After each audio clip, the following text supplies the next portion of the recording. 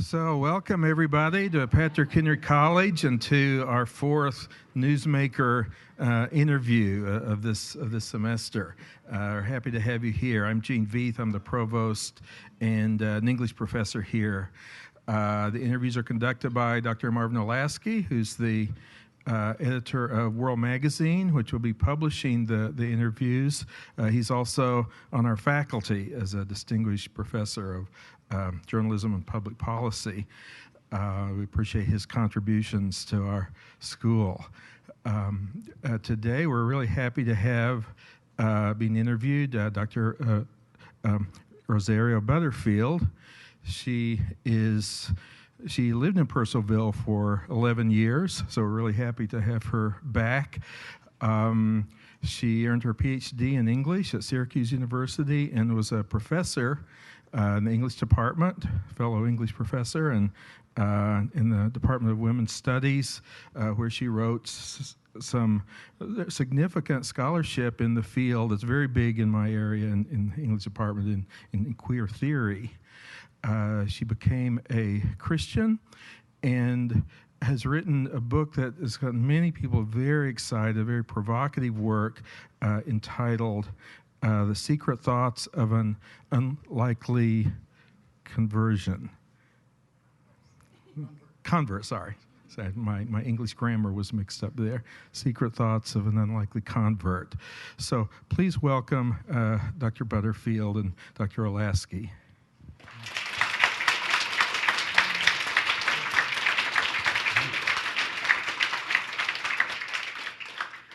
Well, I do want to start by holding up this book, The Secret Thoughts of an Unlikely Convert, because it's been fairly rare in doing these interviews that we're inviting a person who I'd never met before and hadn't been familiar with before in some way.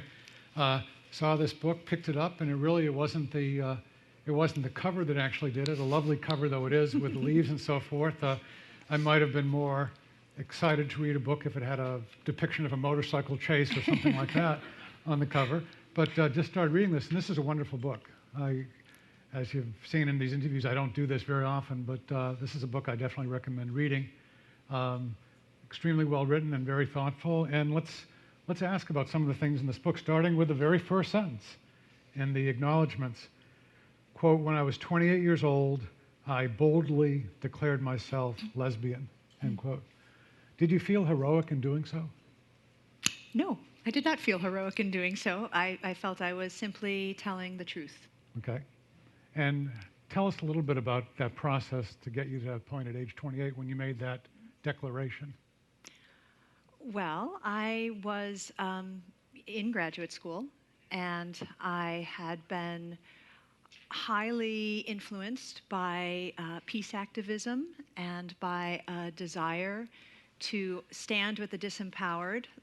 I, like many of my compatriots in graduate school, cared deeply about this world. I cared deeply about relationships. I cared deeply about morality. And I even authored at least one article on the subject of morality and moral living. I was steeped in worldviews that buttressed a sense of equality and the high value of personal experience. And then, I just had wonderful relationships with many of my female colleagues, deeper relationships, just resonating relationships. And so for me, coming out as a lesbian was as, I don't know, almost boring. I mean, the same way I might come out as somebody who, loves her dog or feeds her cat in the morning. It was just one step in my day. Now, it was bold insofar as it provided a sort of edge for me in the world. And but I like edges, and so it was really just my life. It didn't seem very spectacular. It didn't seem very extraordinary. It just was. Okay. Second paragraph, at the age of 36, I was one of the few tenured women at a large research university, which is Syracuse University. So did you feel you had it made at that point? Well, the tenure process at a school like Syracuse is, it's gothic. I don't know what else to say. I was describing it once to a doctor friend who said, "Oh, it's like having to cut out your own spleen and eat it." And I suppose that's true. So, no, I mean, after you finally get tenure, you've written your book, you have your 6 articles, you have a research program, you've had every colleague, pick over your work, you've had very little encouragement. Maybe in the eyes of the world you've arrived, but tenure at a research university simply means you get to keep your job. So if you don't get tenure, you get fired.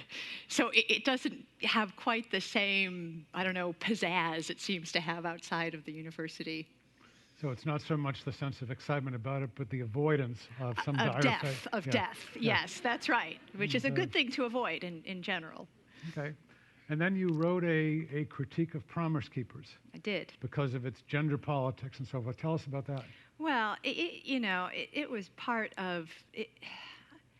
First of all, before that, you must know that the name of Jesus, it just would stick in my throat like a hairball I couldn't cough up.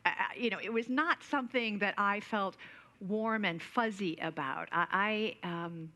I have always been on a campaign against stupid, and I felt like it was really taking people in this weird track. And the Bible, even though I hadn't read it at the time, of course, but I was sure that the Bible could not have gotten all these good people onto the wrong track for nothing.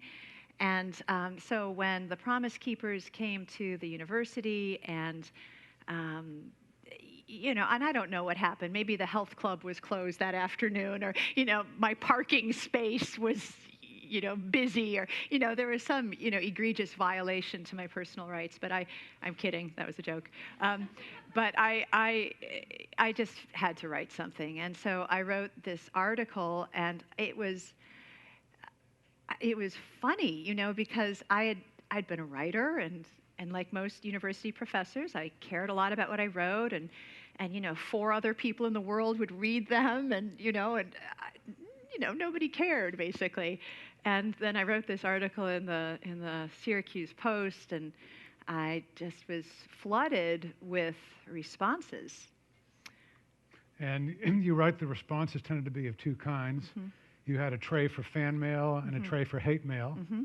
And then you had a letter from a pastor, Ken Smith, which wasn't nasty. It was just questioning, and so you didn't know what tray to put it in. Right, that's right. I couldn't dispose of this letter. I tried to, because I don't like a messy desk. It's hard to think in clutter, and so I tried to, and then at the end of the day, I'd find myself, fishing it out of the department's recycling bin and, putting it back on my desk, and it wasn't hateful. It wasn't fan mail, but it wasn't hate mail either, and it had some questions that no one had ever asked me in my life. And at the end of the letter, the pastor said that would I please give him a call? And because the title of the church was the Syracuse Reformed Presbyterian Church, I presumed Reformed meant, enlightened. And I think it does. By the way, we'll get to that before this day is done.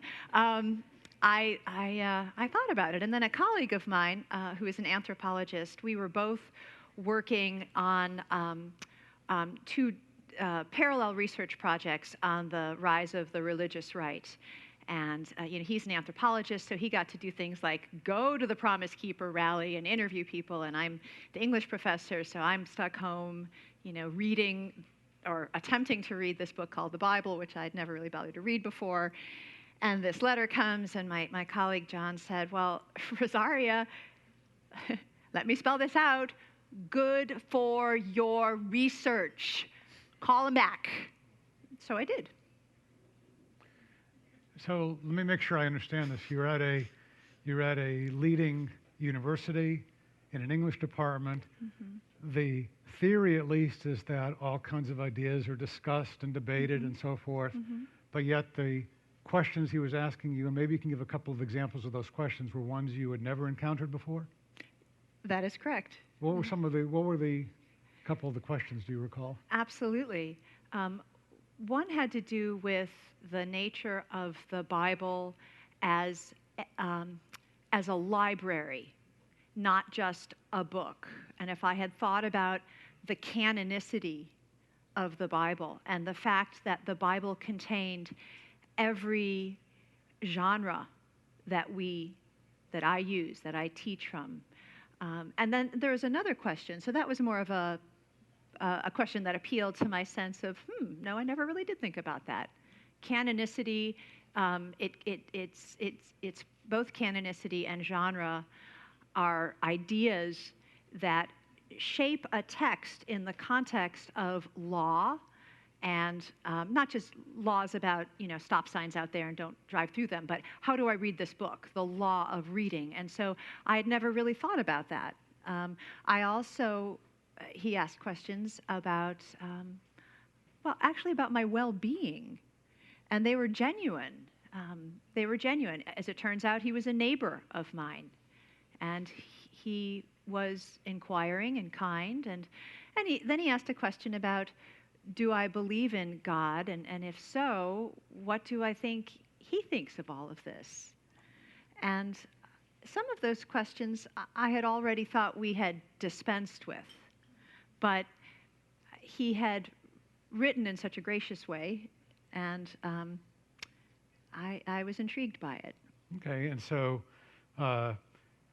he, in his letter, he invited you to give him a call, and after a week or so, you did so for research. Right, basically. Absolutely.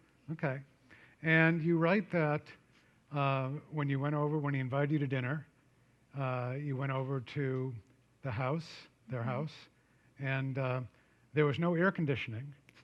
I read recently that a teachers union leader in Chicago is protesting the inhumane conditions that some teachers have to operate under because in some of the schools there's no air conditioning. But this was a plus, even though it might have been somewhat inhumane. Why was it important that he didn't have air conditioning? One of the things that I had presumed about especially evangelical Christians is that evangelical Christians were people who just felt entitled to have a kind of dominion over the earth that is hateful and violent and unhelpful, unkind. And so when I went to their house, and their house was a little bit like my house. There was no air conditioning because it's not necessarily good for the ozone layer, and because it's expensive, and they had fans, and they served a vegetarian meal, which was also I really appreciated, because I felt at that point that the eating of meat was of a violent activity, and I didn't want to be part of it. And their home and their culture actually didn't seem so different from mine, and so that put me at ease. Okay, but there was prayer before the meal. Amazing prayer before the meal. Prayer, and tell us about that. How did that impress you? Well, I had heard lots of prayer before, right? Because I was a protester as well. So I had heard, I was the heathen that got to overhear the prayers of many, many people at gay pride marches, in the front of the Planned Parenthood. So I was, going to hold my breath, and we were going to get through this, and then I could have a chance to, really get to some of my research and talk to this family. But it wasn't like that at all. It was a very conversational prayer, and it was a prayer that included asking God for forgiveness of sins, and not just in a general way, not, and please, Lord, forgive me of my sins, amen, but in a very specific way. And, sins of carelessness of speech. Ken didn't go on. It wasn't a terribly lengthy prayer, but it had some details in it that really made me think about myself. Carelessness of speech, okay, yeah, absolutely. Forgetting to bring a meal to someone, sort of the basic everyday things, but he was noticing them, and they were big enough to ask a holy God to forgive him for. And I was really struck by that prayer. Right, you're right.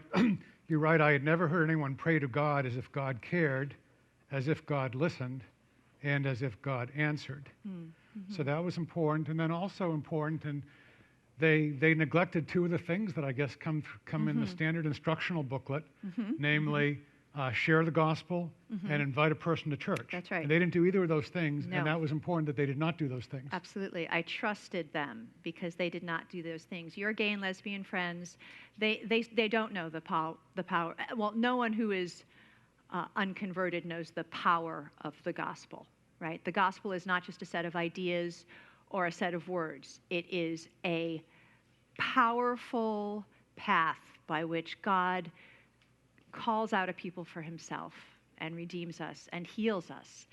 And while I certainly didn't know that, I knew the script, right? I knew the script. And I had absolutely no interest in going to church. I mean, that was not, I was like many research professors, if I worked 75 hours a week, that was a light week. Okay, I do not have time for other people's cultural interests or agendas. So I did not want to have that kind of relationship with them, or any sort of relationship really where I was expected to change or to give up things that I dearly believed in and dearly held. And so because we could talk, and I felt that Ken and Floy were not talking to me as if I simply were a blank slate. You know, okay, here's someone who needs the gospel. Let's make sure that, you know, we get to these points before we, you know, let her leave our house. They seemed more interested in having a long relationship with me, and in fact, the way it turned out, it was a very long. We continue to have a long and a good relationship, but they knew that they needed to bring the church to me, that I could not come to the church, and they were willing to do that. And you write that at one point you became a kind of church stalker. You drove to the parking lot next to the church, coal muffler, and watched people going in. Mm-hmm. How many times did you do that before you got? I know. Isn't that terrible? I became a church stalker. Well, Kenneth, you know, we became friends. We became genuine friends when I wouldn't answer an email or didn't show up or they hadn't heard from me in a month. You know, Ken would come over, Floy would drop off a loaf of bread. We had many things in common. Floy and I both loved to bake bread. In fact, in some ways, we liked some of the same literature, which was astounding. And I was also starting, you know, because I'm a researcher, I was starting to read the Bible. And I was reading the Bible the way that a glutton approaches, you know, a bag of Oreo cookies, right? Because, and again, that's part of my training, but some pretty powerful things happen when you read the Bible many, many times in a year. And when you read it from Genesis to Revelation, and when you read it in multiple translations, and I know I was reading it as a heathen, I absolutely was. I was reading it with a hardened heart. I was reading it in anger, but I am a scrupulous researcher who researches with integrity. It was my job to read this book. And I was reading it, and I was thinking about it, because it's an amazing book to read in big chunks in a short time. And I really encourage Christians to do that. I encourage you not to read the Bible as though you're reading your horoscope, right? It's not meant, I don't think it's really meant to be read like that. So I was reading this book, and I did have some questions. But I didn't really want to ask those questions, because then you know what happens when you ask those questions is you get answers you might not want to hear. So instead, I would have my Starbucks coffee and my New York Times, and I'd have maybe the article I was working on in my truck with the, you know, gay and lesbian bumper stickers on the back, and I'd park in the coal muffler, across from the church, because that seemed like I was not quite on holy ground. And I would watch these enormous families, just pour out of these 15-person passenger vans, and the kids, they just kept coming and, coming and coming, and it was astounding. It was really funny, and I thought, wow, how do they afford that? I still think that sometimes. And it was your job to read the Bible. It was. Why? Did you choose that job, or were you assigned that? You chose it? No, I chose it. It was my research. I was working on a book on the religious right, and I genuinely felt like I needed to read the book that had gotten all these well-meaning, good-intentioned, but naive and foolish people off track. And so I felt strongly that I needed to read this. I needed to read it for myself. And but ultimately, I am a researcher. I'm obviously I'm not reading it in the original languages, so I felt strongly that I needed to get some scholarly help as I was reading through it, and so I was doing that. And then as you're reading some passages that are quite serious. For example, in Romans 1, you mentioned the Romans 1 verses 24 to 28. Quote, the most frightening line in Scripture to anyone suffering from sexual sin, end quote. Right. Tell us about how that hit you. Right. Well, one of the things that I would do regularly, and, it's a funny thing because the gay and lesbian community is a community given to hospitality. So in some ways, there's no question that I honed my hospitality gifts in that world and in that context. And so every, once a week, I would open my home.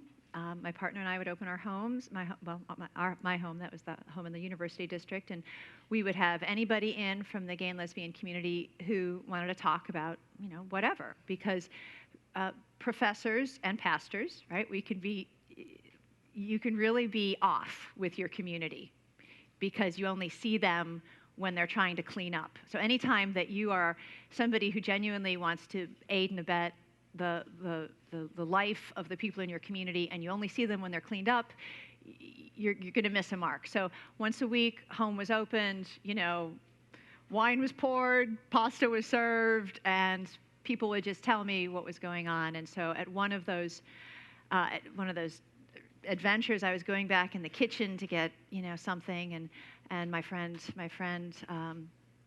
Jay, I call her in the book, she followed me. Jay was at that point a transgendered woman, which means that Jay was biologically male, but had taken enough female hormones to be what's called chemically castrated. And so Jay was on the path to being a transsexual, but was in the middle there. And so Jay followed me to the kitchen, and she put her large hand on my hand and said, Rosaria, look, stop. Before you go back out there, something is changing you.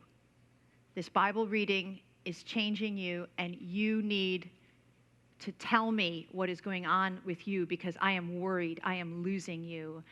And I sat down, and I remember being, having that panic feeling you have when you're not quite sure if you're going to throw up or you're just not breathing or what it is. And I said, I'm reading the Bible, and I'm reading it a lot. And what if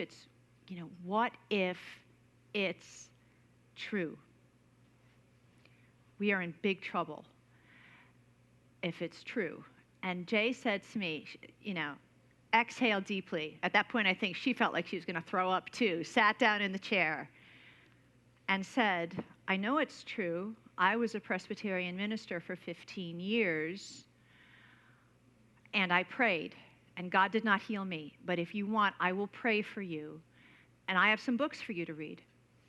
And so the next day, when I came home from work, I had 2 milk boxes of books just overflowing, and one was a copy of Calvin's Institutes, and in the margins, in Jay's handwriting, right by the exegesis of Romans 1, is a note. I still have it today. It says, "Be careful, this is where you will fall."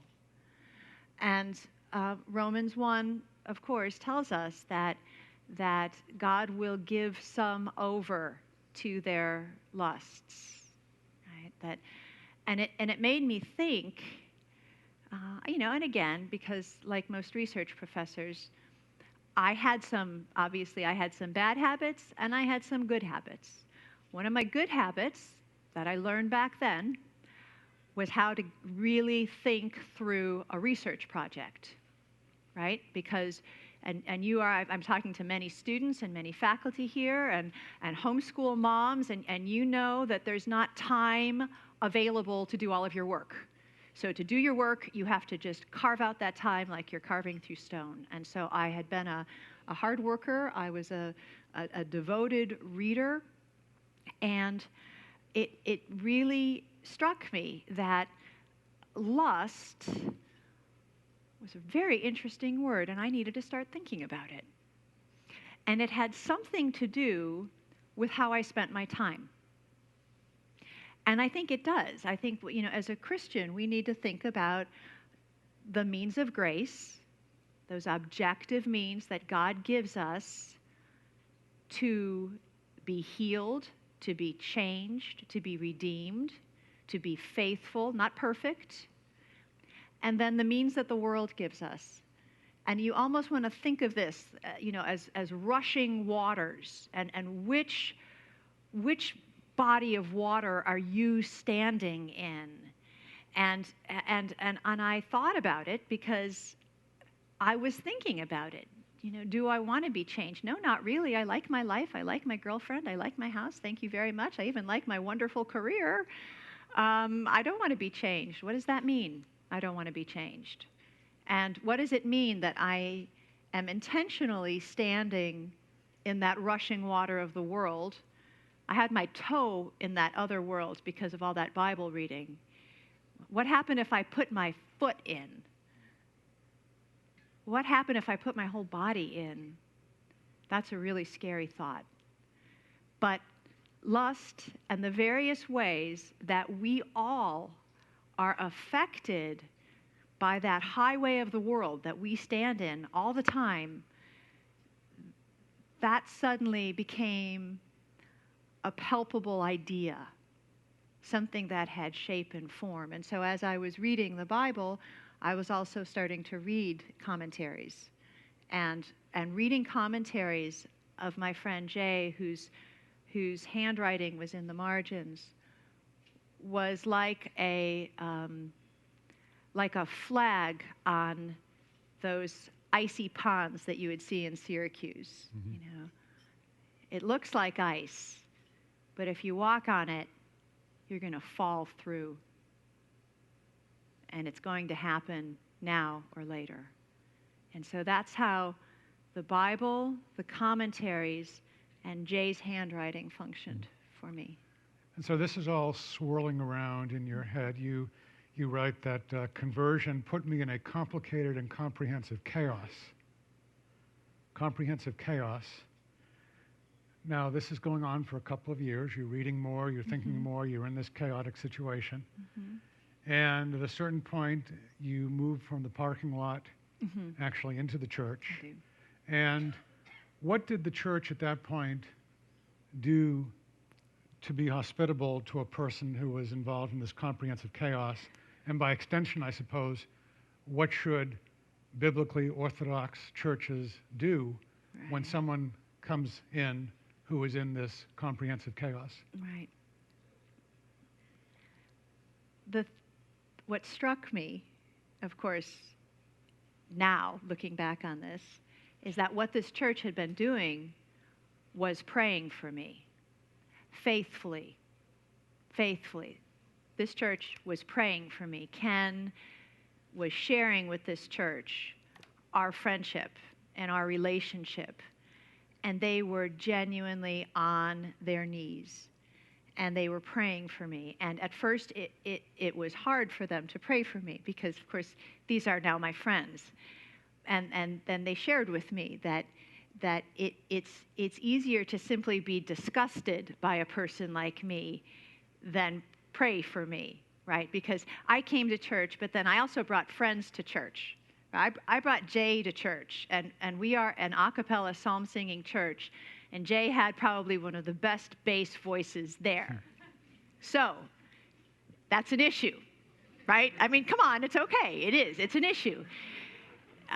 I had a deacon in the church tell me that if he had known how difficult all of this would be, that they might not have been praying so faithfully. Because, I have a way of, and I still do this, I have a way of just bringing my mess with me, and so love me, love my dog, love me, love my suicidal student, love me, yeah, right. So the church went from being a kind of cleaned up homeschooling church to suddenly a church with a ministry with a lot of broken people. And one of the things that happened is that we developed this ability to love across our culture. And especially with some of the ministries that the church became involved in, I genuinely did have a suicidal student, and I genuinely was unable to deal with this by myself. And so my gay community and my church community would, meet in the ICU. We would meet in the, we would meet, and there'd be prayer, and there'd be, anti-prayer, and there'd be, do you need a cup of coffee? And it was really uncomfortable, and a friend of mine from the church said, you're really uncomfortable. And I said, I am really uncomfortable. This is really weird. And he said, you are a bridge. You're a bridge. And you know what? Bridges get walked on. I thought, well, that's true. That's true. So I had pressing questions, and these people who were at first stereotypes in my mind became friends to whom I could ask pressing questions. And, one of the questions that I wanted to ask, because obviously and I say this not to be lurid, but I woke up one morning and I emerged, right, from a bed that I shared with a woman, and I got in my truck with my bumper stickers and my butch haircut, and I showed up at the Reformed Presbyterian Church, okay? And that is really strange right there. And you never know the journey people take to get to church. Even the people who are very cleaned up, right? Even the people without the butch haircuts and the hi, I'm Rahab the harlot, how can you minister to me, T-shirt on. We all are there. And yet we take for granted sometimes the rigors of getting to church. But I had some really burning questions for people. So I would go up to, my homeschool mom friends, and I would say, okay, look, I have to give up the girlfriend. What did you have to give up to be here? And I want to hear it, and don't tell me it was, your math curriculum, okay? Because I'll pour my coffee on you. I am really not wanting to hear that. And I heard some amazing things. And it made me realize that I did not have any more to give up than anybody else. When I think about what it would be like to have to bury a child, I had friends who would just sit me down and say, Rosaria, you know what? You better think about this whole giving your life to Christ thing, because I had no idea that Christ would ask me to bury my first child. I had no idea. I had no idea Christ would ask me to, and then the list just went on. And everybody I inquired of had a story like that. And I would say, I'm sorry, I'm lecturing, aren't I? You can't really take the professor out of the university very well. Dr. Olasky asked me a question, and the question was, what can you do? And so one of the things you might do is think about how to answer that question honestly. What did you give up? And I learned that there were other people in my church who struggled with sexual sin. I learned that there were other people in my church who struggled with lust, who struggled with faithlessness, and they told me that. They took the risk of no longer looking all cleaned up to me to tell me that. And that was very helpful. And so I think a good thing to think about is, Christian, what did you have to give up to be here? How would you answer that honestly to someone? Makes you feel really quite raw to do that, but I'm thankful that my friends did that for me. Well, I have a lot more questions to ask, but I want to be sure to leave some time for people here to ask questions. So let me just ask you one right now about what finally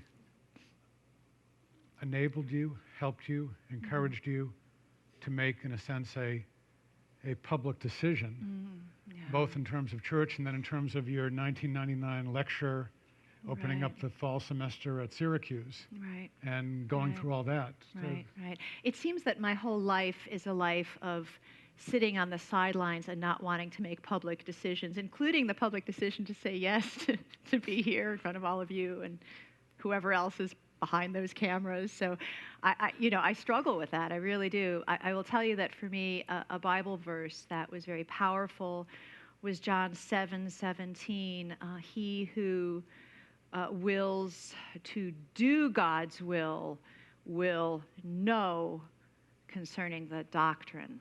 And, I think that it's really interesting, if you're reading the Bible, to go through the Bible and circle the verbs.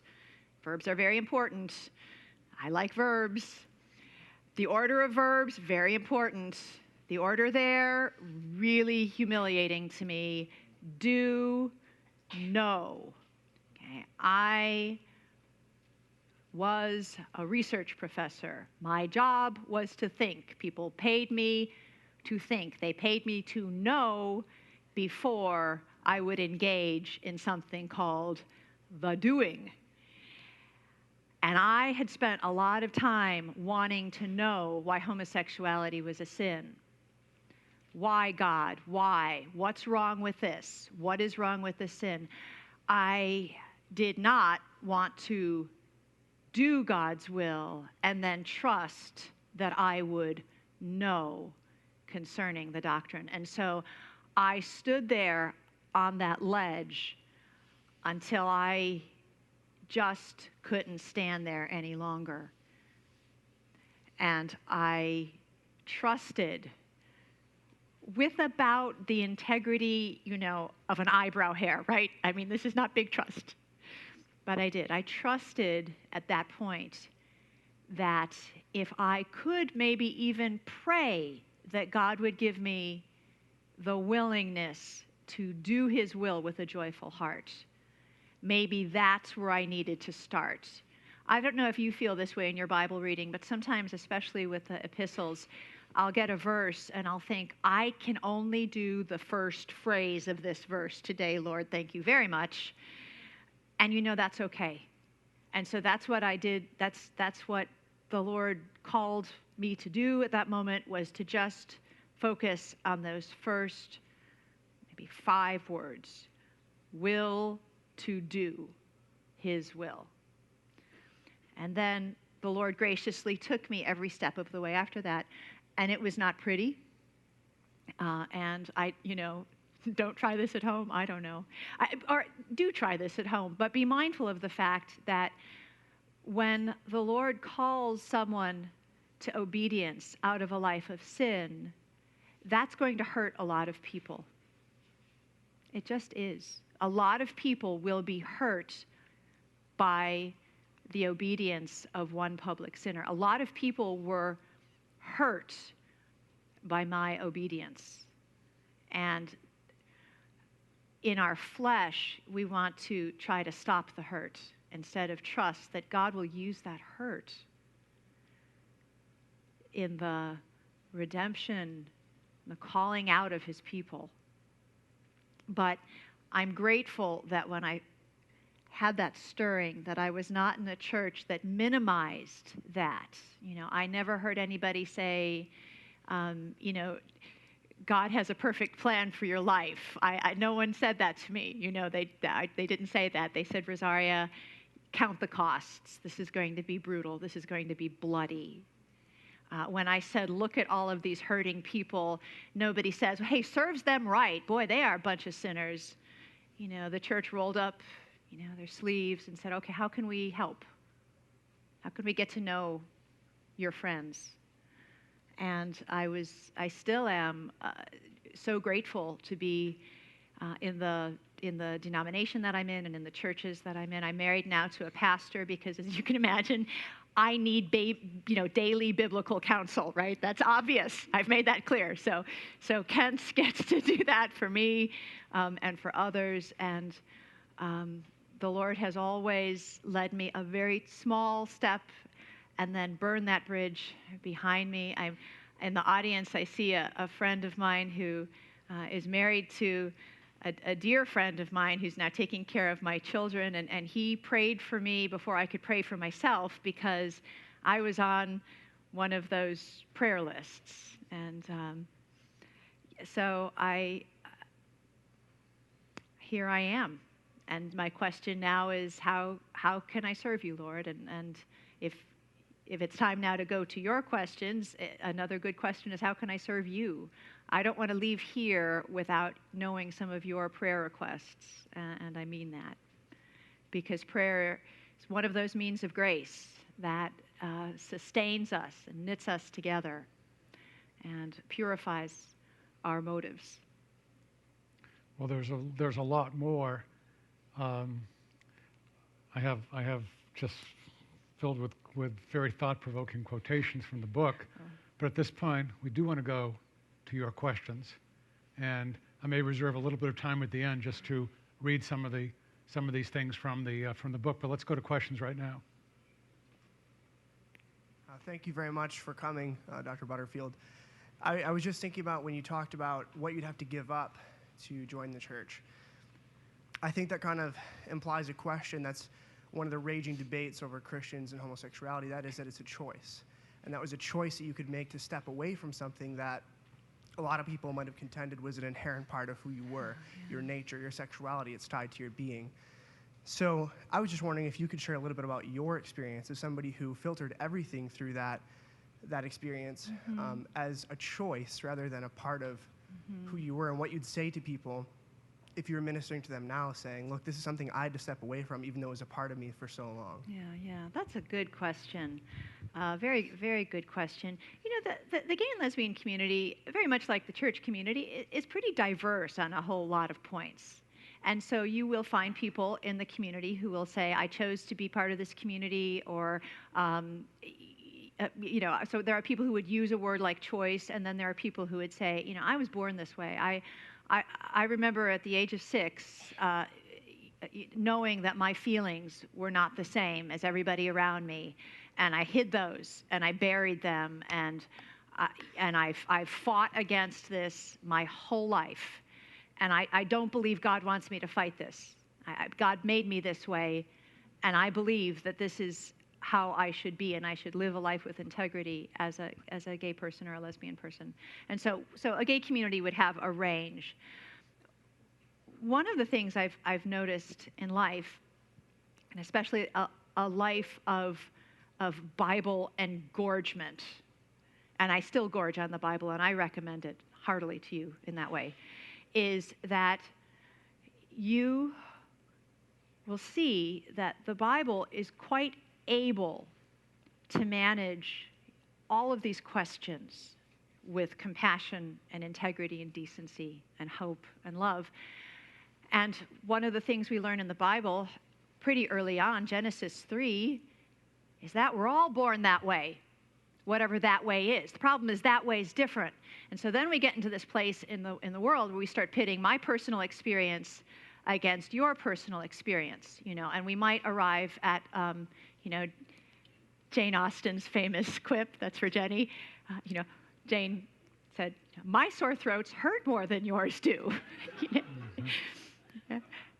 I have a child who's like that too. My 10-year-old sore throats absolutely always hurt more than everybody else's do. And so I think in some way that's the problem with trying to figure out the born this way problem outside of the frame of the Bible.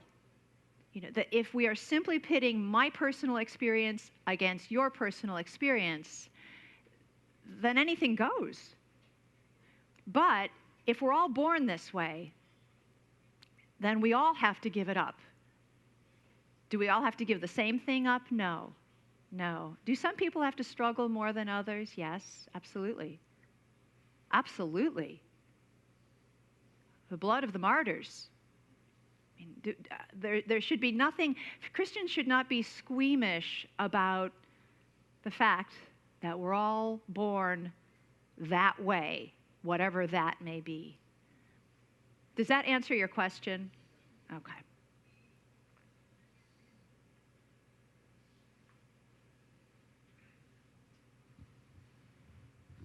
Hi, Rosaria. Oh, Dr. Hake. We're good old to friends. see you. Rosaria, this all took place quite recently, but a few years ago, and our country is changing. What would you say now? I mean, if we were to say, try to reach out, befriend, love, folks in the gay and lesbian community today, would it be any different from your experience a few years back? I should hope not. I think these are timeless truths. But I think we need to be willing to take some risks. So, for example, Ken and Floy had me in their house. And in their house, we talked frankly about sexuality and politics.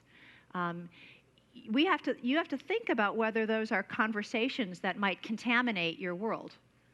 I don't, and you have to be careful. We have small children also. You want to be mindful of how we talk about these things. And at the same time,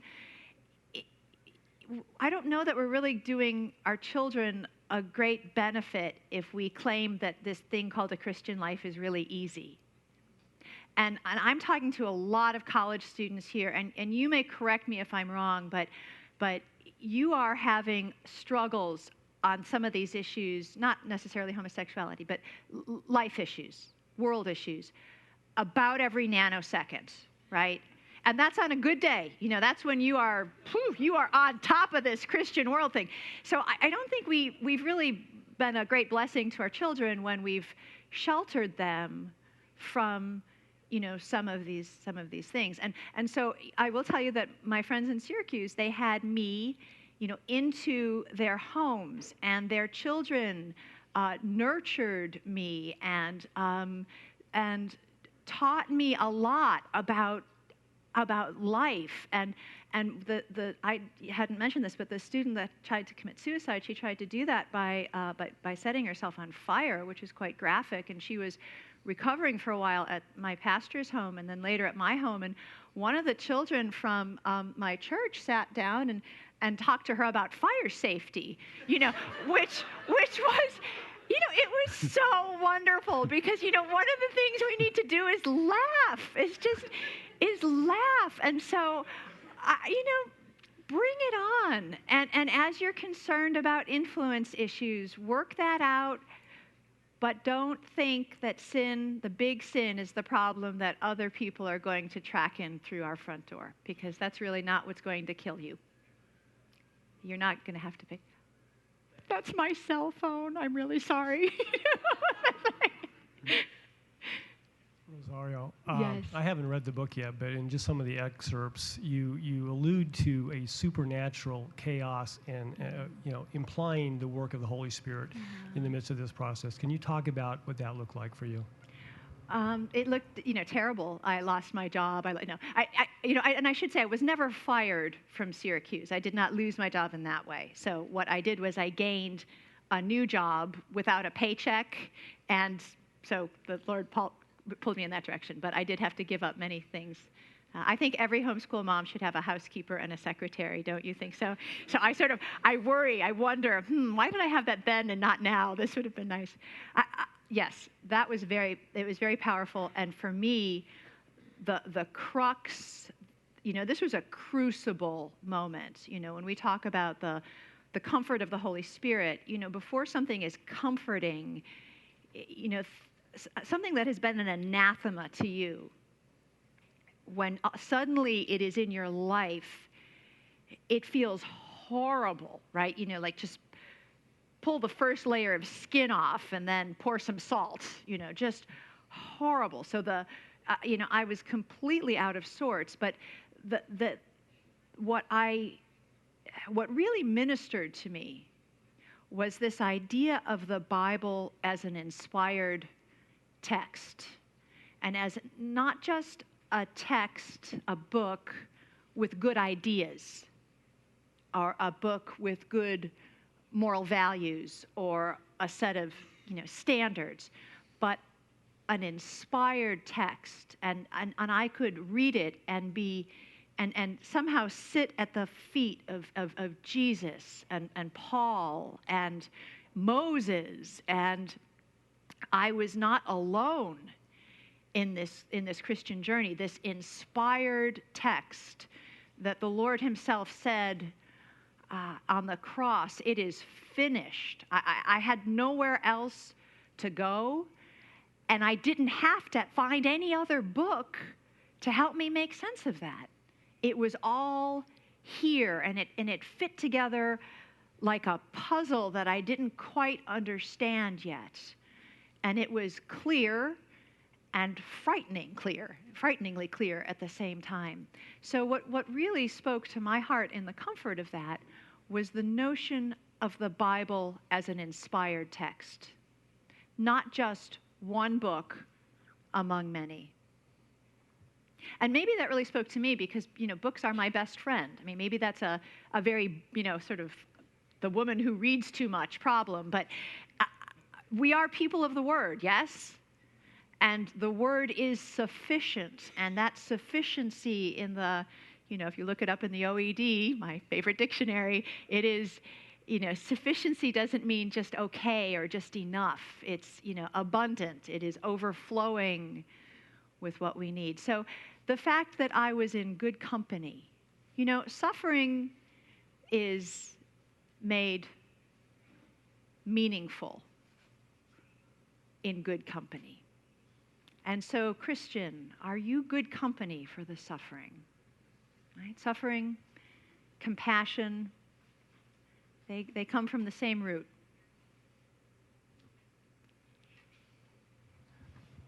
In light of that, I think of 2 Corinthians 10 or 7:10 that talks about godly sorrow leading to repentance. That's right. And a worldly sorrow that leads to death. And, that's right.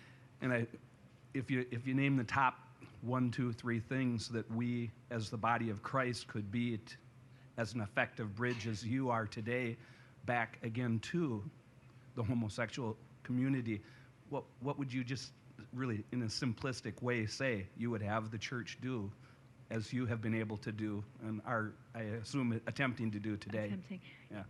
Yeah, I'm so glad you mentioned that verse. My husband was just preaching on something that he had said in the sermon a few weeks ago, that conviction is not conversion. And that really made me think again about just that crucible of this Christian walk. I think we should keep it quite simple. I think we need to be willing to be friends with people who don't think just like we do. And I think that we need to be willing to learn from people who aren't necessarily Christians. I think that we are sometimes comfortable witnessing to people if we can be the people who have the goods, right? And those people over there are the people we're going to give the goods to. But I think, we need to be willing to be in a reciprocal relationship with people who scare us. And we need to be willing to really think through whether we're scared for good reasons or whether we just have been telling each other a lot of ghost stories.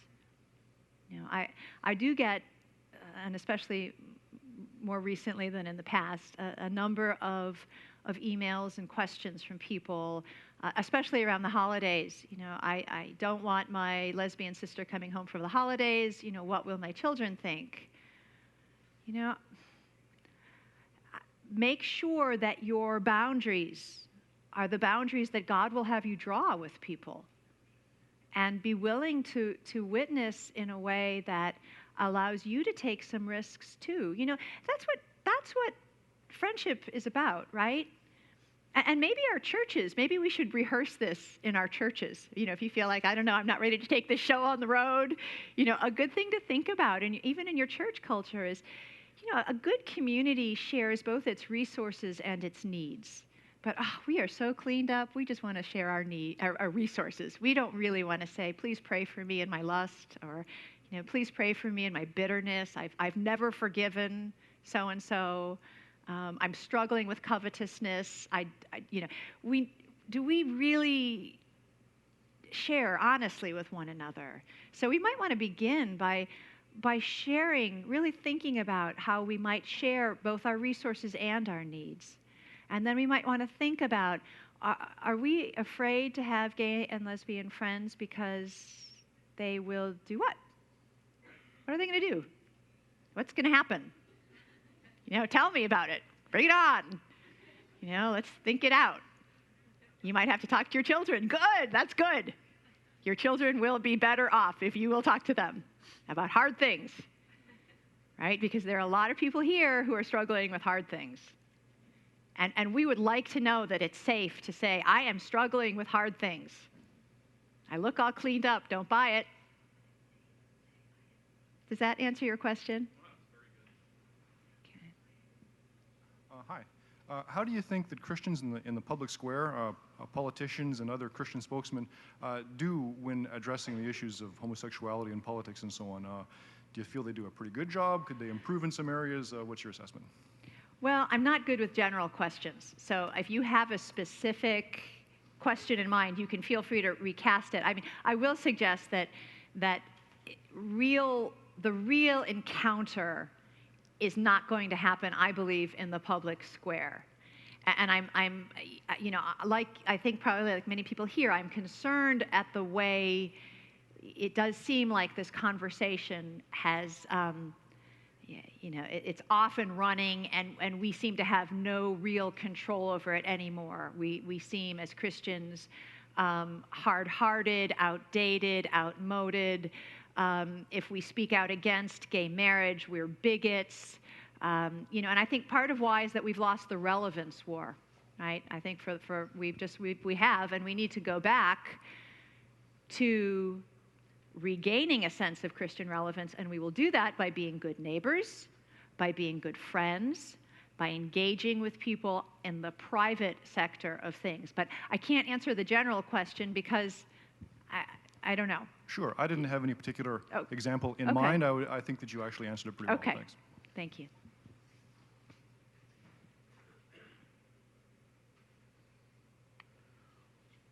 Well, let me seize this opportunity to read several sentences that are provocative, and I believe Rosaria is going to be able to stay on for a Absolutely. while, and there can be some discussion about this or some of these things I'm going to read now or other things. Just quote some of this. Tenured to a field I could no longer believe in, was I willing to be considered stupid by those who didn't know Jesus? We don't see God making fun of homosexuality or regarding it as a different, unusual, or exotic sin. I didn't choose Christ. Nobody chooses Christ. Christ chooses you or you're dead. After Christ chooses you, you respond because you must, period. It's not a pretty story.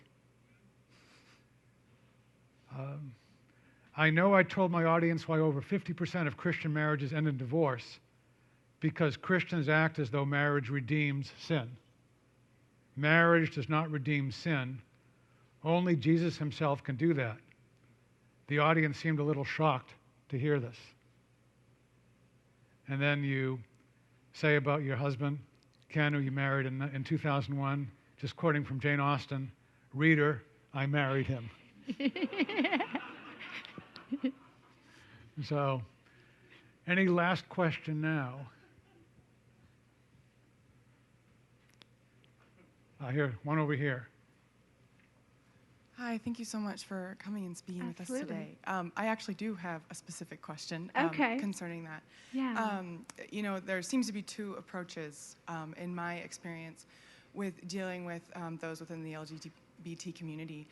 One is ignoring, maybe even possibly hatred, and the other seems to be this kind of lukewarm approach of, well, I'm just going to be a good person around them.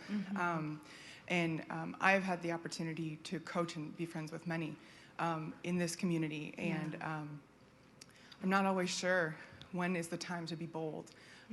And I was just wondering if you could speak to that. Yeah, to those. yeah, that's a great question. That's a great question. When is it ever a time to be bold? You know, because that's not just a question about how you share the gospel with your gay friends. I think one thing we have to be careful to not do is wear our ministry like a good deed. You know, oh, this is my good deed, Phyllis. This is my, you're right. You know, you have to be really careful about that. And so, God has set apart a people for himself. He has. And when people ask me when I became a Christian, I tell the truth. I tell the Bible story. I became a Christian before the foundations of the world. I woke up to that, right, in April of 1999. But when did I become a Christian? When did God set me apart? You know, before the foundations of the world. And so we witness to people with a recognition of that, right? The Holy Spirit tells Paul in the book of Acts, you know, I have many people in this community. We should not act as though, this is not going to work out. I'm going to go jump off a cliff now with my words, and now my friendship is going to be ruined, and that's that. I just don't think we have to do that. I think anytime we're bold with people, we want to be mindful that we're going to be stepping on some toes. And I think it helps if we love that person whose toes we're stepping on. Important that we love Jesus more. But that's true in all of our relationships, our husband, our children, you know, all of it. So I think that it's always important to get to the who is Jesus question. You know, that yes, the church has hurt you. Yes, there are hypocrites in the church. Yes, your brother has acted as though homosexuality is the worst of all sins. And no, the Bible does not say that it is. Yes, you are right in your feelings. And now, who is Jesus? Can you see Jesus rising above the pain of your personal experience? Can you? Who is he? Because if we debate, you know, the politics and the culture and the how you feel, it's forever. But who is this Jesus who has called you to give up so much? Who is this Jesus who was humiliated by being born in human form? Who is this Jesus who was humiliated on the cross? Who is this Jesus who can understand all that you struggle, even you, even me? Who is this Jesus who sits at the right hand of God the Father and prays for his people, even worships with us as we worship him? Who is this Jesus who makes sense of our suffering? Who is this Jesus who calls us to give up everything and hold nothing back? You know, who is this Jesus? That's where we have to go. With our gay friends, with ourselves. It's always the same place. It's always hard. It always feels like you're throwing yourself off some kind of cliff, right? I thought I had faith. But that's the whole point, that our Christian life is an unfolding, a daily sanctification, a daily committing, a daily confession of our sins to the Lord himself and to one another. And if we're really doing that daily, we're ready to say, who is that Jesus? Because it's not foreign territory. If we said, well, that's a good question. I asked that in 1972, and I remember that was a good question, then, well, forget it. Then you're not in a posture to help, right? So we need to get in the game, and we need to remember that what humbles us is not going to hurt us. Jesus was humiliated, and so will we be. And he redeems that. Did I Amen. answer your question? Okay. Amen. So thanks so much. It's so helpful, so inspiring, and I really appreciate it. Thank you, Rosaria. Thank you, Marvin, and thank you for coming. On Monday, I hope you come back. Our guest will be Steve Forbes. In the meantime, let's give Marvin and Rosario a hand.